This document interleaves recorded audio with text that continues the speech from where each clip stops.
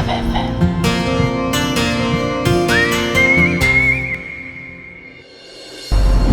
कौन था कॉल पर वो आदमी और जिया का सच कैसे जानता था, और सच बताने के बदले क्या दो शर्त रखी जिसे सुनकर जिया के होश ही उड़ गए। क्या जिया मानेगी उस आदमी की शर्त, और क्या जिया पता लगा पाएगी अपनी प्रेगनेंसी का सच? कैसी शर्त? क्या करना होगा मुझे? उसके लिए तुम्हें वापस मुंबई आना होगा, और तुम्हें उसके बदले क्या करना है वो भी यहीं आकर बताऊंगा। कल तक अगर तुम आ गई तो तुम्हें तुम्हारी प्रेगनेंसी का सच पता चल जाएगा। इतना बोल उधर से कॉल कट हो गया। वो अपने मन में बड़बड़ाई, मुंबई, मुझे मुंबई जाना होगा। जिया ने जल्दी से पैकिंग की और लिली को लेकर मुंबई के लिए निकल पड़ी। मुंबई एयरपोर्ट पर आकर जैसे जिया की सांसें रुकने लगी थी। ये वही शहर था जिसने उससे उसका सब कुछ छीन लिया था। यही ऋषभ रहता था, यही जिया के परिवार वाले, और यही डॉक्टर विशाल आर्या। विशाल के नाम पे एक छोटी सी स्माइल उसके होठों पर आ गई। उसने विशाल को एक मैसेज किया, हाय विशाल, मैं मुंबई आई हूँ, क्या हम एक बार मिल सकते हैं? तभी उसे उसी अजनबी इंसान ने एक एड्रेस भेजा जिस पर जिया को आने को कहा। जिया तुरंत वहां पहुंची, लिली को गाड़ी में छोड़ा और अंदर गई तो हैरान रह गई, क्योंकि वह कोई और नहीं बल्कि ऋषभ का दोस्त नकुल था। नकुल, क्या तुम जानते हो मेरा सच? हाँ, जानता हूँ। बताओ ना प्लीज, इतने सालों से मैं इस सच के लिए तड़प रही हूँ। अरे जिया जी, बताया था ना, दो शर्त है।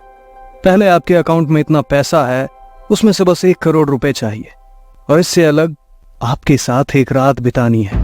उम्मीद करता हूँ कोई बड़ी कीमत नहीं मांगी मैंने, पहले भी तो किसी के साथ रात बिताकर बच्चा पैदा कर चुकी हैं आप। ये सुन जिया की आंखें गुस्से से लाल हो गई। उसने एक जोरदार थप्पड़ नकुल के गाल पर मारा। तुम भी अपने घटिया दोस्त की तरह ही निकले ना? शर्म नहीं आई तुम्हें, घटिया इंसान? और रही बात सच की, तो वो सच मैं खुद पता लगा लूंगी। तूने मुझे थप्पड़ मारा, अब देखता हूँ तू कैसे मुझसे बचती है। आज तो तुझ पे अपनी मोहर लगाकर ही रहूंगा। पर नकुल ये भूल चुका था कि जिया पुराने वाली कमजोर लड़की नहीं रही। जैसे ही नकुल उसकी तरफ बढ़ा, जिया ने पर्स से पेपर स्प्रे निकालकर नकुल की आंखों में डाल दिया। क्या लगता है तुम लोगों को कोई भी आएगा और मेरी इज्जत से खेल कर चला जाएगा? तो सुनो, अब जिया कमजोर नहीं है। इन कई सालों में तुम जैसे ना जाने कितने हैवानों का सामना किया है। अब मैं किसी से नहीं डरती, क्योंकि अब अपनी बच्ची की और खुद की हिफाजत खुद ही करनी है। मुझसे पंगा लेकर बहुत गलत किया। अब तुम सच तक कभी नहीं पहुंच पाओगी, कभी पता नहीं लगा पाओगी कि तुम्हारे बच्चे का बाप कौन है। उसकी चिंता तुम मत करो, मैं खुद पता लगा लूंगी। जिया वहां से बाहर आई और गाड़ी में आकर बैठ गई। मामा, क्या हम मुंबई मेरे पापा से मिलने आए हैं? क्या वो अंदर आपको मिले? बताओ ना मामा। मासूम लिली की बातों पर जिया की आंखों से आंसू बह निकले। जिया ने गहरी सांस ली और खुद से बोली, अगर मेरा सच नकुल जानता है तो ये सच नकुल ने ऋषभ को भी बताया होगा। अब वक्त आ गया है ऋषभ का सामना करने का। अब वो ही मेरे सवालों का जवाब देगा। जिया ने गाड़ी स्टार्ट की और ऋषभ के घर की तरफ मोड़ दी।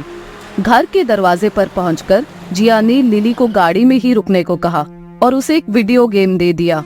और खुद जैसे ही वो ऋषभ के घर में पहुंची तो घर खाली था। वो धीरे धीरे अंदर बढ़ी तो उसे एक कमरे से कुछ आवाज सुनाई दी। जैसे ही जिया कमरे के दरवाजे पर पहुंची तो उसके कदम जम गए और आंखें हैरत से फैल गई, क्योंकि ऋषभ उस समय एक लड़की के साथ बेड पर था। दोनों ही बहुत रोमांटिक थे। एक बार फिर से जिया का दिल 100 टुकड़ों में बट गया था। वाह ऋषभ, मैं तुम्हारी यादों में हर दिन काट रही थी। मुझे विश्वास था कि हम दोनों एक न एक दिन फिर से मिल जाएंगे, लेकिन तुम अपनी जिंदगी में आगे बढ़ गए। मुझे इतनी आसानी से कैसे भुला दिया? जिया की आंखों से आंसू बह रहे थे। उसने जैसे ही अंदर कदम रखा तो उस लड़की ने कुछ ऐसा कहा जिसे सुनकर जिया ने अपने कदम रोक लिए। हॉट तो तुम हो ऋषभ, पर इतने भी नहीं कि इतनी जल्दी मुझे खुश कर पाओ। मेरे नखरे उठा पाओगे? नखरे तो मैं किसी के बाप के भी नहीं उठाता, और अगर आज तुम मेरे कमरे में बिस्तर पर हो तो उसकी अच्छी खासी कीमत दी है मैंने। जब तक तुम मुझे अपने हुस्न से खुश रखोगी तब तक मेरे बेड पर, और जिस दिन तुमसे मेरा मन भर गया उस दिन कोई दूसरी लड़की होगी यहाँ। ओह गॉड, तुम तो मुझसे भी कमीनी चीज हो। वैसे मैं भी तुम्हारी ही जैसी हूँ। एक बात बताओ, तुमने इतने सालों में इतनी लड़की बदली होंगी, क्या कभी किसी से प्यार नहीं हुआ तुम्हें, या तुमसे किसी को प्यार हुआ हो? प्यार? और मुझे किसी से?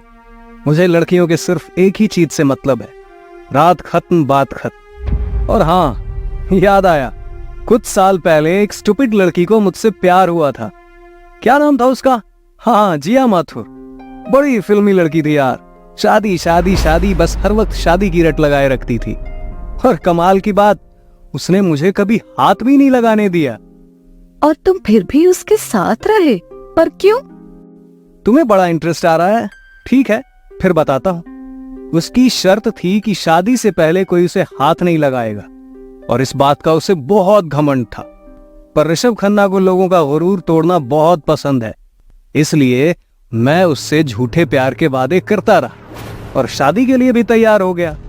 और एक रात मैं धोखे से उसके रूम में घुस गया और उसके पानी में ड्रग्स मिला दिया। फिर जिया ने वो पी लिया और वो बेहोश हो गई। फिर क्या, मैंने नशे में उसका फायदा उठाया और सुबह होने से पहले वहां से सब नॉर्मल करके निकल गया। अनजाने में ही सही, मैंने जिया का गुरूर तोड़ दिया था। और शादी के दिन मैंने उसे पानी में दवाई मिलाकर दी जिससे डॉक्टर उसका चेकअप कर सके। वो बेहोश हो गई और डॉक्टर से पता चला कि वो प्रेग्नेंट है। बस मैंने उसकी इज्जत की ऐसी धज्जियां उड़ाई कि उसकी इज्जत मिट्टी में मिल गई, और उस दिन से आज तक उसकी शक्ल नहीं देखी। अरे बाप रे, तुम तो बहुत बड़े वाले कमीने निकले। इतना बोल अनाया ने ऋषभ के गले में बाहें डाल दी, और ये सब ऋषभ के मुंह से सुनकर जिया के पांव तले जमीन ही खिसक गई। वो गुस्से और दर्द से भरी हुई ऋषभ के कमरे में घुस गई। हटिया इंसान, तुम्हारी हिम्मत भी कैसे हुई मेरे साथ ये सब करने की? तुम्हें जरा भी शर्म नहीं आई? जिया, तुम यहाँ कैसे? तुम्हें सच का पता लग गया? मैं तुम्हें जिंदा नहीं छोड़ूंगी ऋषभ, मैं जान ले लूंगी तुम्हारी। तुमने सोच भी कैसे लिया? तुम मुझे हरा दोगी जिया? तुम पहले भी बेवकूफ थी और अब भी बेवकूफ हो। आज तो तुम यहाँ से जिंदा नहीं जाओगी। ऋषभ ने तेजी से ड्रॉर से गन निकाली और जिया की तरफ कर दी, जिसे देखकर जिया की चीख निकल गई। ऋषभ ने स्टैगर पर उंगली रखी तो जिया ने अपने कानों पर हाथ रख लिया। दूसरे ही पल गोली चली, पर जिया पर नहीं, ऋषभ के हाथ पर, क्योंकि सामने डॉक्टर विशाल आर्या के साथ पुलिस खड़ी थी। पुलिस ने तुरंत ऋषभ को अरेस्ट कर लिया और ऋषभ को खींचते हुए वहां से ले गई। डरी सहमी जिया विशाल को देखकर भागकर उसके गले लग गई और सिसक सिसक कर रोने लगी। विशाल, अगर आप आज नहीं आते तो मेरी बच्ची का क्या होता? कौन पालता उसे? पता नहीं कहाँ जाती वो। थैंक गॉड कि आप आ गए। जिया किसी बच्चे की तरह सिसक सिसक कर विशाल के सीने से लगकर रो रही थी। आज कितने सालों बाद उसे कोई ऐसा अपना मिला था जिसके सामने वो खुलकर रो सके। आज जितना मन करे उतना रो लो जिया, क्योंकि आज के बाद मैं तुम्हें कभी रोने नहीं दूंगा। जिया कितनी ही देर रोती रही। जब उसका दर्द कम हुआ तो उसने विशाल से अलग होकर कहा, लेकिन आपको कैसे पता चला कि मैं यहाँ हूँ? जब तुमने मुझे मैसेज किया था तो तुम्हारी लोकेशन चेक की थी। मैं नकुल के एड्रेस पर पहुंचा तो वहां सब टूटा फूटा मिला। मुझे लगा तुम खतरे में हो, इसलिए पुलिस को लेकर आ गया। पर अभी तुम घबराओ नहीं, तुम बिल्कुल सेफ हो। थैंक यू विशाल। विशाल अपने घुटनों के बल बैठ गया और बोला, नहीं जिया, आज एक लफ्ज मत बोलना। बहुत प्यार करता हूं तुमसे। तुम्हारे इंतजार में आज तक मैंने शादी नहीं की, क्योंकि मुझे पता था तुम एक दिन जरूर लौटोगी।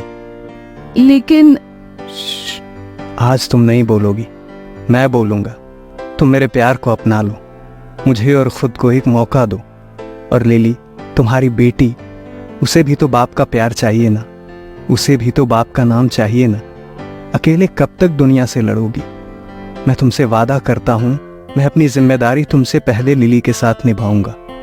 मैं वादा करता हूं कि मैं तुमसे ज्यादा लिली से प्यार करूंगा, और मैं वादा करता हूं कि मैं एक पति से ज्यादा एक अच्छा बाप बनूंगा लिली का।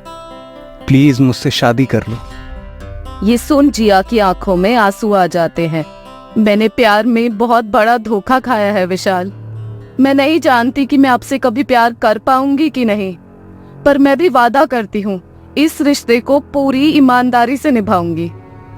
मुझे मंजूर है होने वाली वाइफ। विशाल की बात पर जिया मुस्कुरा दी। अब चलो, मुझे अपनी बेटी से भी मिलना है। दोनों बाहर आए तो जिया ने लिली को गाड़ी से बाहर निकाला। मामा आपके लिए एक बिग सरप्राइज लाई है। लेकिन मामा, लिली को सरप्राइज नहीं, बस पापा चाहिए। ये सरप्राइज उससे भी स्पेशल है, आप एक बार देखो तो प्लीज मेरे लिए। लिली ने बुरा सा मुंह बना दिया। उसने लिली को विशाल के सामने ले जाकर खड़ा कर दिया।